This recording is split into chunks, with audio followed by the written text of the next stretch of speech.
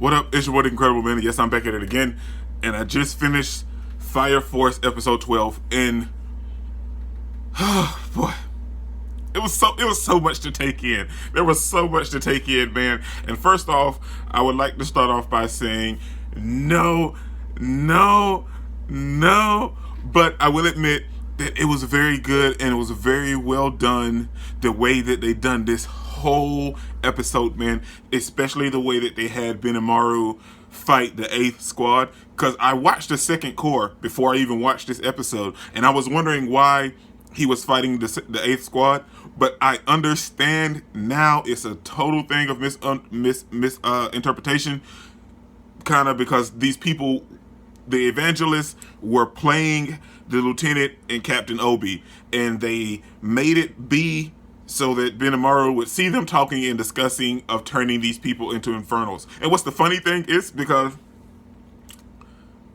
everything they said was true, but it wasn't Captain Obi and the lieutenant that done it. It was the evangelists, and they are turning people into infernals. And even watching this whole episode, when we got Conroe's mini flashback backstory of how he started to get the whole overusing his powers, and it's turning him a little bit, we see that on a specific night some years ago, the 7th squad, before Benimaru and Conroe took over, their whole little place was taken over by infernals. On one night, there was a bunch of infernals.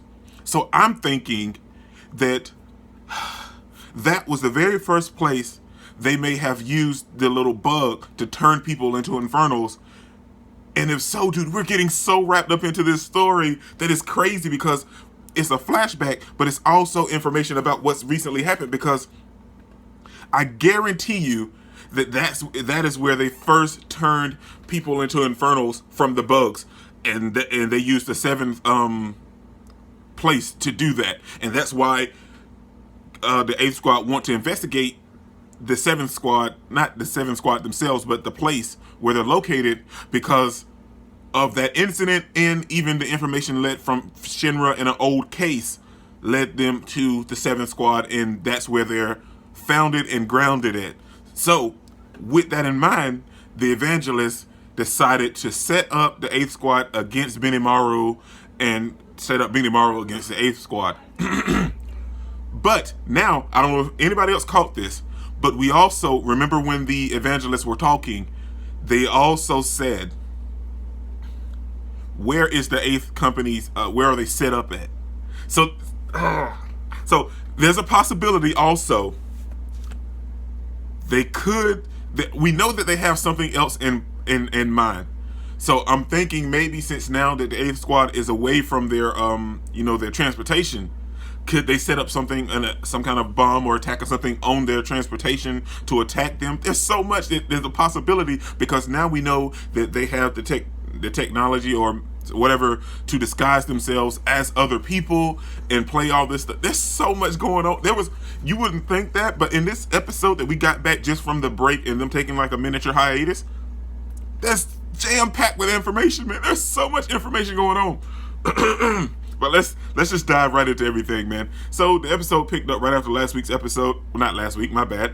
Where episode 11 took off from, where we're still dealing with the repercussions of Benimaru taking down the Infernal, which was the old son from the village. And they're cleaning up, and the whole 8th squad came in and started to help them clean up. And dude, let's be real, it was nice for them to do that, and huge shout out to the 8th company for helping them clean up and refix the town and stuff.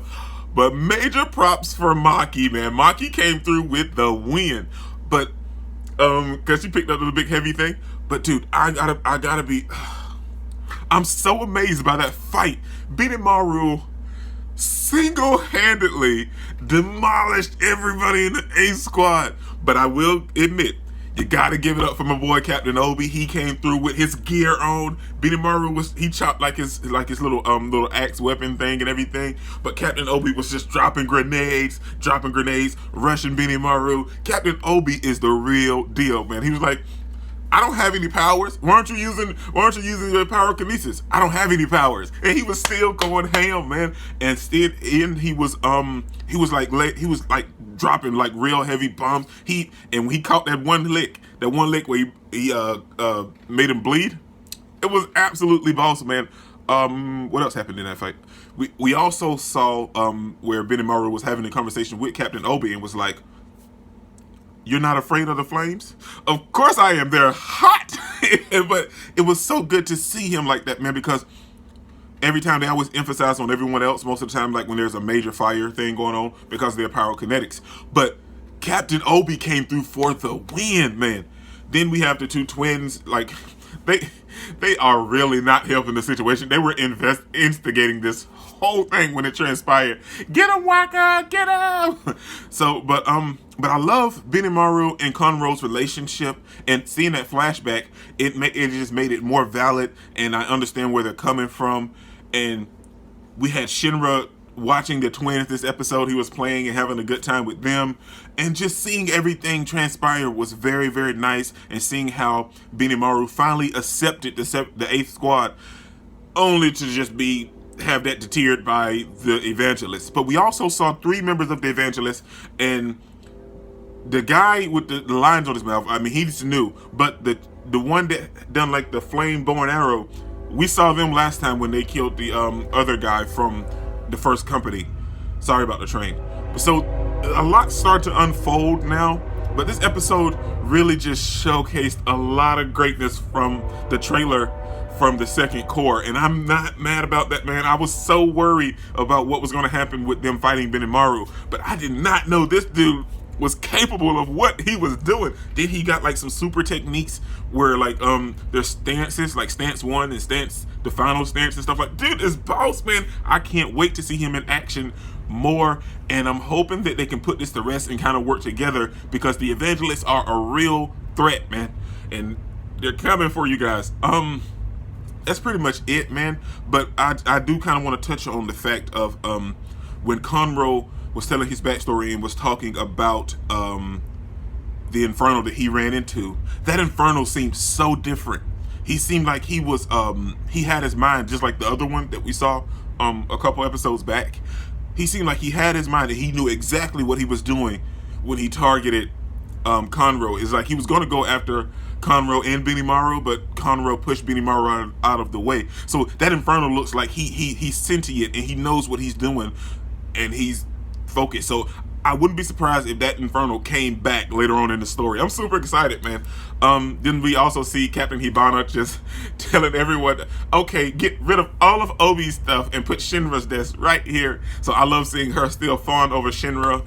And we have, now that is a gag that I love to see, is her stepping and treating her her company like gravel and rugs and stuff. So I love seeing that. But yet again, we had the Tamaki running gag where she just all of a sudden she gets naked again. Everybody else is being helpful and she's up there, just, her top flies off. What? Again, it's funny the first couple times. It's not that funny anymore, man. But that's pretty much all that happened, man. This is your boy Dick Incredible, and I enjoyed every single moment, and I need more fight scenes like this one with Benimaru, man. Don't forget to smash that like button until you can't smash it anymore. Comment down below, and I'll be sure to respond to each and every one of them, and subscribe. But only if you really want to, man. And remember, the anime matters, anime is greatness, and anime is life, man. Peace out.